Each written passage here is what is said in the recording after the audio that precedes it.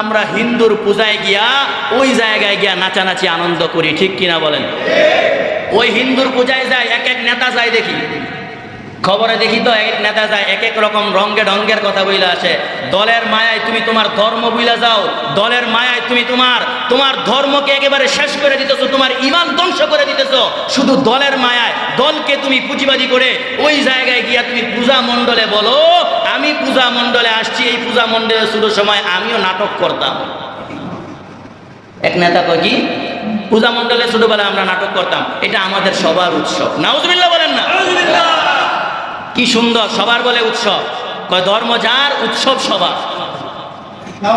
তাহলে তো কথাটা এমন হয় জমি যার যার কিন্তু ক্ষেত কর্ম সবাই, ফসল তার সবাই না। জমি যার যার কিন্তু ফসল সবার, বউ যার যার কিন্তু থাকবো সবাই। হয় কি হয় না? তাহলে ধর্ম যার যার, উৎসব আবার সবার হয় কেমনে?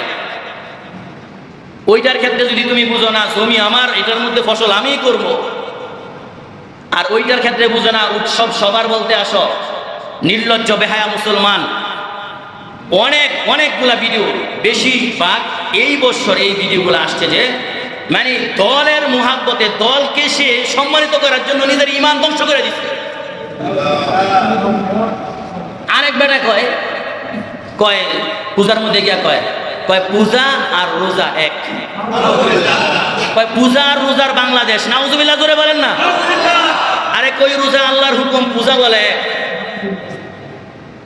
নাউজুবিল্লাহ নাউজুবিল্লাহ। হ্যাঁ কটা ভোট পাইবো হিন্দু থেকে, হ্যাঁ কটা ভোট মনে পাইবো, এই জন্য হ্যাঁ পূজার মধ্যে গিয়া হিন্দুদের সুনাম কইতে কইতে হ্যাঁ ঈমান যে চলে গেছে কোন দিক দিয়া হ্যাঁ নিজে কইতেই পারে না।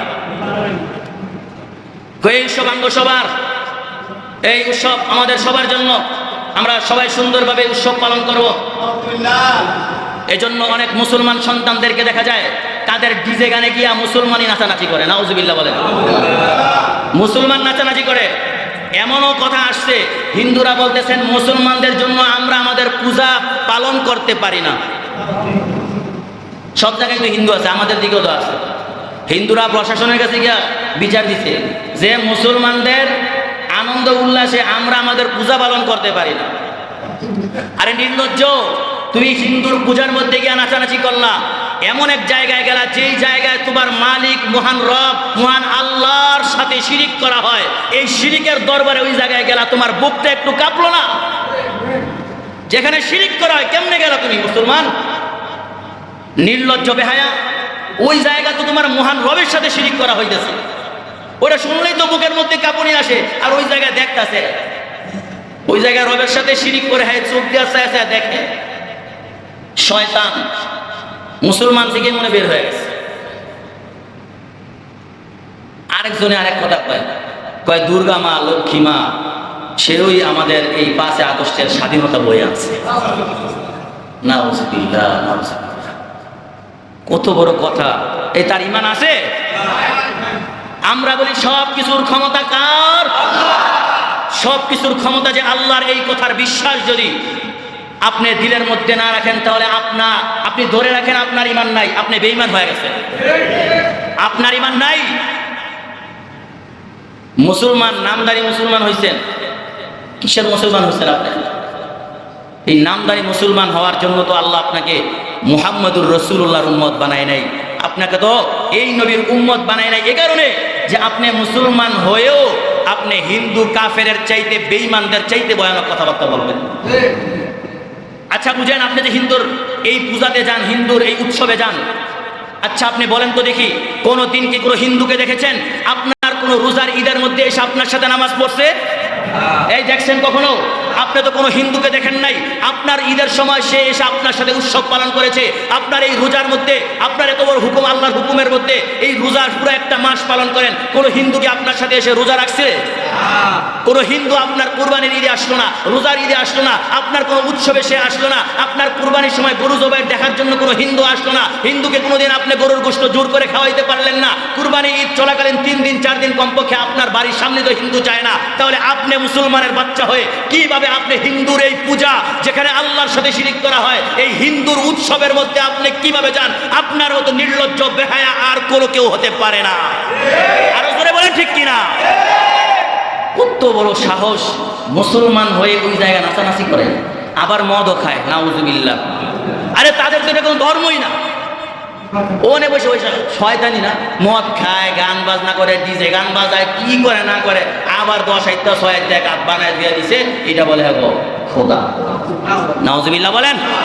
তো যাক, তারা যেটা মন সেটা করুক, তাদের রীতিনীতি আছে করুক, কিন্তু আমার ধর্মের মানুষ কেন ওই আরেক ধর্মাবলম্বীর উৎসবে আমি যাব? কেন যাব? যুবক, বৃদ্ধ, এরপরে আমাদের কিছু মা বোনেরা ওই জায়গায় যায় দেখতে। নাউজুবিল্লাহ। আপনি দেখেন তো, একটা টাকা দিয়ে আনতে পারবেন নি কুরবানির ঈদের দিন গরু জবাইটা দেখনের লাগে? হ্যাঁ, কেউ কইতে পারবেন যে আমি আনছি হারে আছে? এরকম কেউ দেখছেন জীবনে? আরে আমাদের বাড়ির পাশে হিন্দু, কুরবানির ঈদ দিলে হারা কমপক্ষে এক সপ্তাহ বাড়ির কাছে হারায় না। যদি কোনো প্রয়োজন হয় যাইতে, তাহলে দায়িত্বটা ভালো করে তারপরে যায়। তাহলে আপনি আপনার উৎসবে আনতে পারলেন না, তারা টাকা দিলেও আসবে না, সে বুঝে এটা আমার ধর্ম না, এটা আমার উৎসব না। আমার উৎসব হিন্দুর পূজায় মানে পূজা করা, আমার উৎসব আমি ভগবান বলে ডাকাডাকি করা, হরে কৃষ্ণ রাম বলে ডাকবো, এটা আমার উৎসব। আমার এটা মুখের জবানে এটা আসতেই পারে, এটাই স্বাভাবিক। আর তারা এই উৎসব করবো, এটা আমরা কিছু মনে করি না, তাদের রীতিনীতিটা আছে, কিন্তু আমার রীতিনীতি তো এটা নাই। আমি তো মুসলমান, আমি তো ইসলাম মানি, আমি তো ধর্ম মানি, আমি আমার ধর্মের মধ্যে তো এই উৎসব পালন করা হারাম বলেছেন, শিরক বলেছেন, আমি কেন এই উৎসব পালন করব? তাহলে বোঝা গেল আপনি মুসলমানের খাতার মধ্যে নাই, মনে হয় আপনি একটা বড় নির্লজ্জ বেহায়া হয়ে গেছে, বেহায়া হয়ে গেছে। নেতাও বেহায়া হয়ে গেছে, দলের মায়ায়, দলের মহাব্বতে সেখানে যায় ঈমান বিক্রি করে দিয়ে বসে। এই সমস্ত নেতাদেরকে যদি আমরা মানি, তাহলে ভবিষ্যৎ কিন্তু আমরা বানাম। ফেসবুক, ইউটিউবে দেখে নিয়েন কারা কারা এই কথাগুলো বলছে, দেখে নিয়েন। তাদেরকে যদি আমরা মানি, তাহলে ভবিষ্যৎ আমরা বানানা। মুসলমান এখনো যদি আপনারা না বুঝেন ভবিষ্যৎ কেমনে সুন্দর হবে, কে আমার শাসক হলে সুন্দর হবে, যদি এখনো পর্যন্ত না বুঝেন, কয় না নিজের বাথরুমে নিজেই পাড়া দিলি রে, তাহলে নিজের এই বাথরুমে নিজেই পাড়া দিলেন মনে করলেন, নিজের হাতে দইরা দেখা শুই না আপনি নিজে গিয়া ওই নাপাকির মধ্যে পড়লেন আর কি। বহুত বছর দেখছেন তো, এখন একটু চোখ খুললে দেখেন না কোনটা করলে ভালো হয়। আল্লাহ আমাদের সকলকে বুঝদান করো, সবাই বলেন আমিন। ওয়া আখিরু দাওয়ানা আলহামদুলিল্লাহি রাব্বিল আলামিন।